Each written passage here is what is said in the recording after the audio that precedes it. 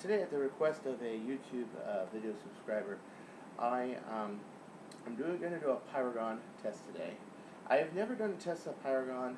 I basically thought that, pretty much everybody has it covered, but somebody wanted to see my pretty face and my ugly hair in the morning, so there we go.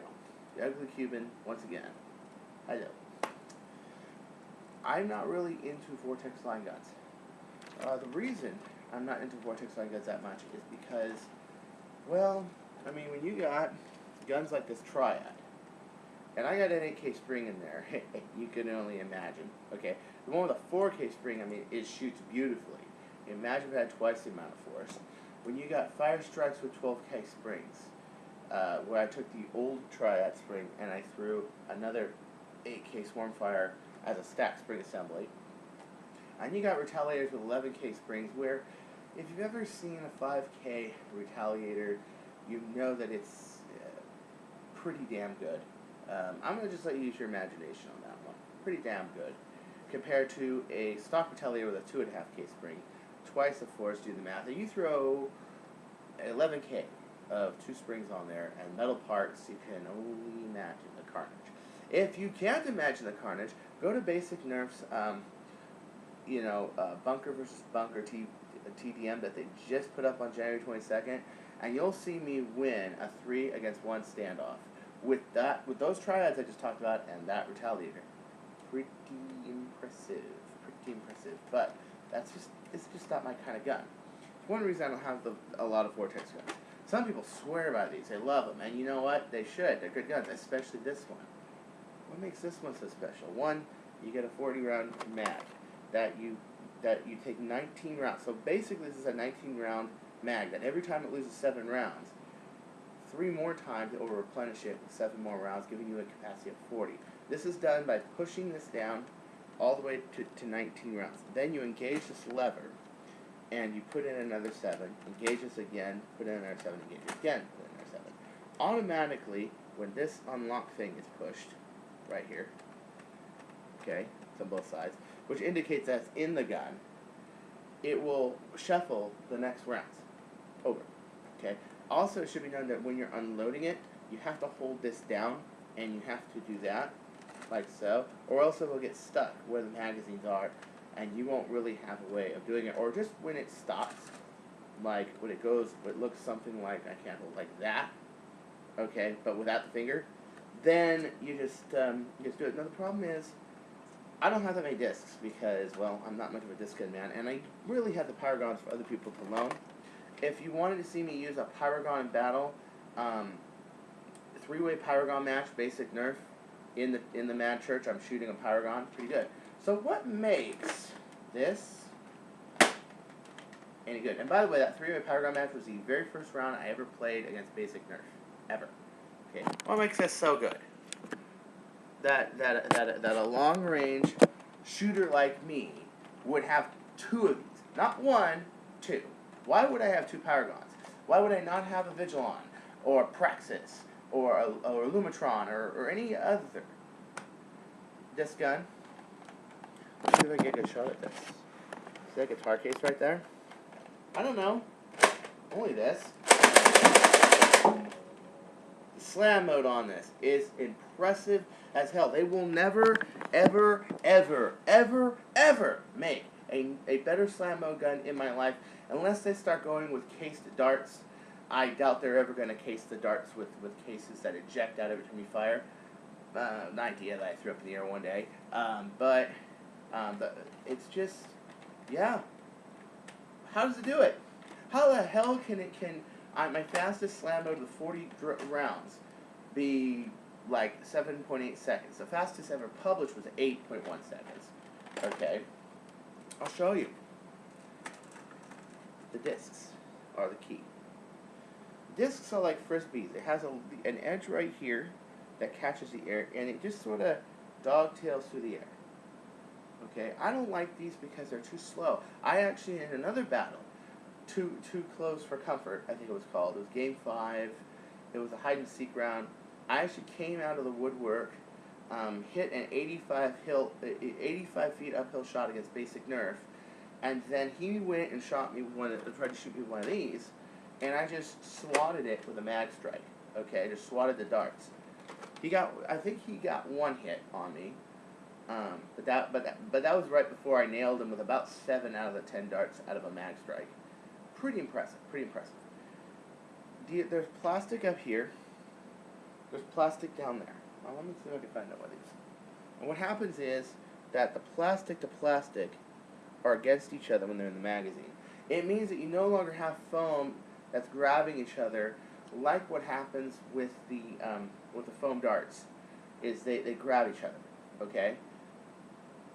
And so you want as little tension as possible on those. And there's tricks. Most dart feeders, clip-fed people, we know all the way around it, okay?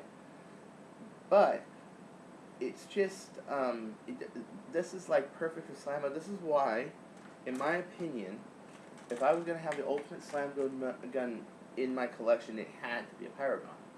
I decided that it was just necessary. This gun has pretty good accuracy. I would say it's a little less than maybe a Vigilon.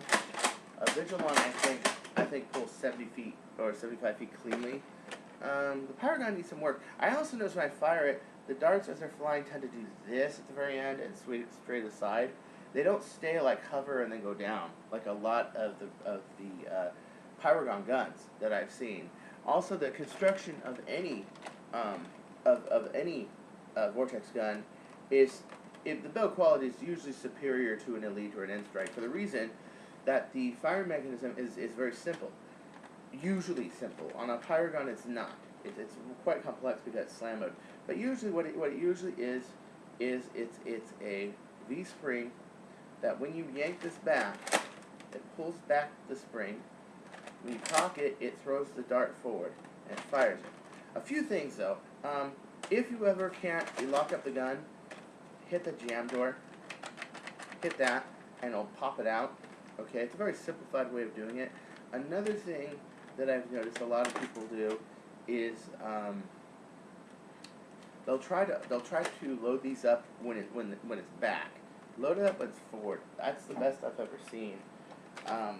Another thing is that the stocks on these are limited because the way that they shape this. This works really good with one of those super soakers that has a stock on it, but this one, I'll show you what I'm talking about. Hold on a second.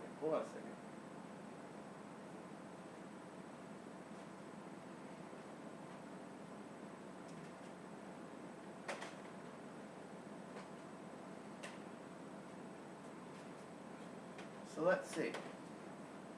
Off the most controversial gun I've ever owned. This might be screwy because it does have a sight sort of glued to it.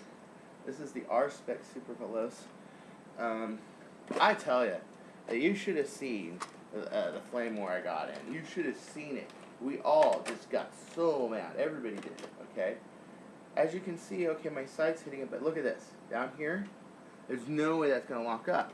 This down here is going to hit that, and there's no way to lock that. It's just no way. Another thing is, okay, you can throw a Raider stock on here. That's fine. And that's pretty good, man. Here, let me throw the, okay, so check that out. This is the way I usually play with Pyragon if I'm ever playing with one. The problem is this is flimsy. Because this doesn't have a pole on it. One time I put the pole on it, because it fits better in the Raider stock. Another problem is I don't think any of the guns have a Raider stock. Maybe in the Super Circle line you might see it, but I don't think any of them have it. And of course the colors just totally clash. Okay, so stock options are a little limited with the Pyragon. How strong is the spring in there? You know, I don't know Vortex terms. I don't know. Be honest with you, I don't.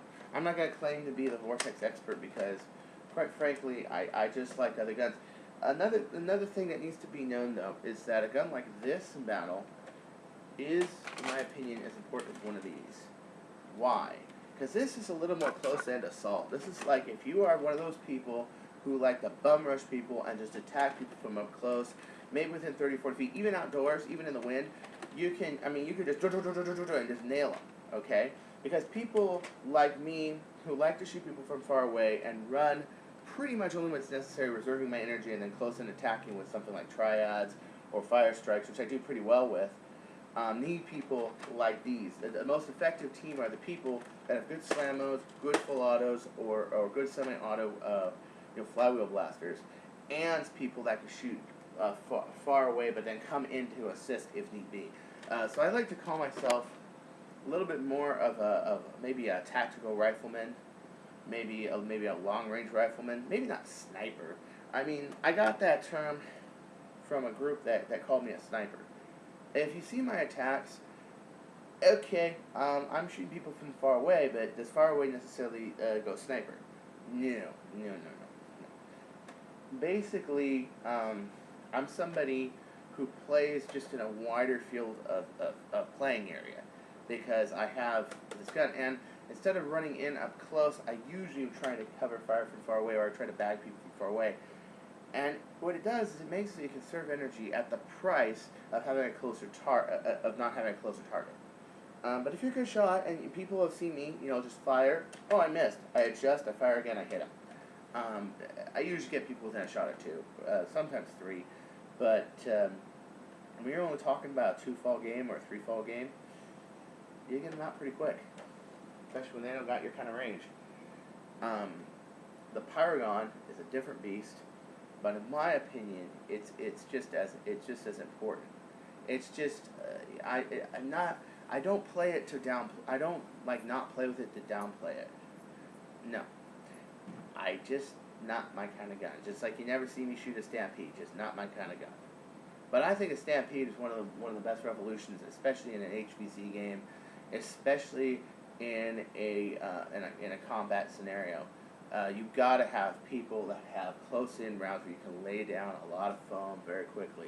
So, until next time, this is Chris Cartea signing off. I hope this was a good Pyragon review. I hope this gun stays on for a while, and I can't wait to see what they make to up it. I really think they're only going to change the color scheme. That's it. And the reason is, at night, this is pretty noticeable. Somebody has a white Pyragon. Pretty noticeable. Of course, I've seen people in Nerf battle not even care about what clothes they wear. Okay, and that is much more identifiable than anything. And I've seen people wear dark camouflage in sandboxes. That's not going to help you either. Usually people are not playing in full with Nerf guns. Reason is because they'll lose darts. That doesn't mean you can't. It just means they don't. Okay, the only time I've really seen people play in foliage is either if it's an impromptu battle, it's happened to me a few times, or if it's like humans versus zombies. So, anyway, it's a great gun if you want to go close in. If not, get a recon, get some springs, trial by error. You might break a few. Do it anyway, man. It's tons of fun. Laters.